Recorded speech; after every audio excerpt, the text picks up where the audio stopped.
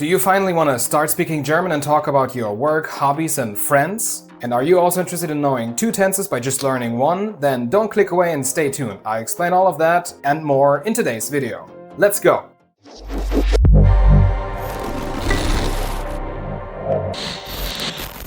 Tag an alle, my name is Florian. I've been a German teacher for just under a decade now, and one of the easiest starting points to get speaking is the present tense in German. It is super easy, useful, and it will give you the confidence you need to talk about your everyday life. This is the first of 3 videos that will cover everything you need to know about the German tenses, so let's not waste any time and jump right into it. The Präsens, as we'd call it in German, is the first of 6 tenses and probably the most common one. Before we start conjugating though, we should take a look at when to use it. And to do a bit of foreshadowing here, English and German tenses have quite a lot in common, but just because the grammar is similar or even the same, does not mean that you'd use it in the same situations. You'll see what I mean in a minute. To form the present tense in German, you need to take the infinitive of a verb, so the dictionary form, and add the corresponding ending. I've done a whole video about verb conjugation and verb classes a while ago, so absolutely check that one out before today's video, but if you can't be bothered, here's a quick reminder. Cut off the en part at the end of the verb and add the following endings. E for ich, st for du, t for er sie es, en for wir, t for ihr, and en for sie.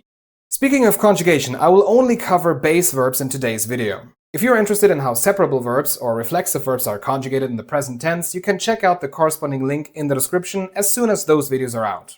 So, the first use of the Präsens in German is to express regular or recurring events exactly like in English. Er trinkt jeden Morgen eine Tasse Kaffee. He drinks a cup of coffee every morning. Sie geht oft alleine spazieren. She often goes for a walk by herself. Ich treibe 3-mal die Woche Sport. I work out 3 times a week. Mein Freund sagt immer die Wahrheit. My friend always tells the truth. As you can see, there are also some useful keywords that you can use with this tense. A very useful set of keywords to learn for the present tense is adverbs of frequency. Immer, oft, häufig, regelmäßig, normalerweise, manchmal, selten, kaum, nie. Keep in mind though that the use of keywords is optional. Alright, now we can get to the first big difference between English and German. In German, there are no progressive tenses, so you would use the Präsens for ongoing processes as well. Both I read and I am reading translate to ich lese in German. Pretty easy, right? Thus, a common mistake made by English natives is to translate the present progressive directly. I am eating is not ich bin essen, but just ich esse. Let's see a few more examples. Er reist gerade durch Asien. He is currently traveling through Asia. Ich stehe vor einer Kamera. I'm standing in front of a camera. Sie arbeiten zurzeit an einem großen Projekt. They are working on a big project at the moment. Du bist gerade keine große Hilfe. You're not being much help right now. Another use of the Präsens is for general truths and states. For instance, mein Auto ist kaputt. My car is broken. In Norddeutschland regnet es sehr viel. It rains a lot in northern Germany. Die Erde dreht sich um die Sonne. The earth revolves around the sun. Radioaktivität verursacht Krebs. Radioactivity causes cancer.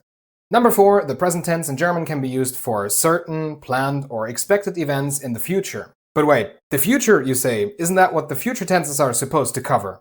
And yeah, I hear what you say, but there is something similar in English. In English, you can use the present progressive to express future events as well. Like in, we are going to a party tomorrow. Keep in mind though that German has no progressive form, but the idea is the same. Wir gehen morgen auf eine Party. See? Let's do some more examples. Sie spielen nächsten Sonntag Tennis. They are playing tennis next Sunday. Ich schreibe dir heute Abend eine Nachricht. I'm gonna write you a message tonight. Ihre Eltern kommen in einer Woche zurück. Her parents are coming back in a week. Ohne Wasser sterben meine Pflanzen bald. Without water, my plants will soon die. As you can see, I use different tenses in English to make the sentences sound more natural, but I kept the present tense in German. That is because we'd use it much more excessively in German than you do in English. So if it is not the far future or a process in the future, you're almost always better off using the Präsens, which brings me to number 5.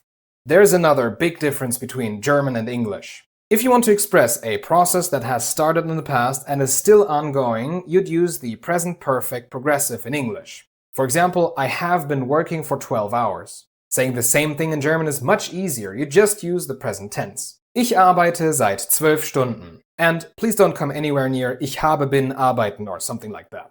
That would cause a lot of misunderstanding, so let me give you a few more examples.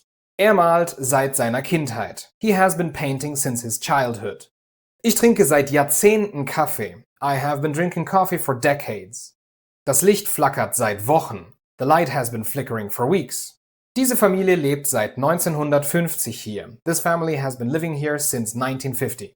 Last but not least, there is one more thing to say about the present tense in German. Unlike in English, there is no emphatic do in German, like in the following sentence. I don't know any Chinese, but I do speak a little Japanese. To express the same feeling in German, you can add additional words like jedoch, however, or tatsächlich, in fact. Ich kann kein Chinesisch, aber ich spreche tatsächlich etwas Japanisch. And with that, we're at the end of today's lesson. Thank you so much for watching, and I hope you feel more comfortable with using the present tense now. If you liked the video, make sure to subscribe, leave a thumbs up, and never hesitate to drop a comment if there's anything left unclear. Don't forget to come back in 2 weeks for the next video where I'll explain everything you need to know about our 3 German past tenses. Until then, have a good one and haut rein!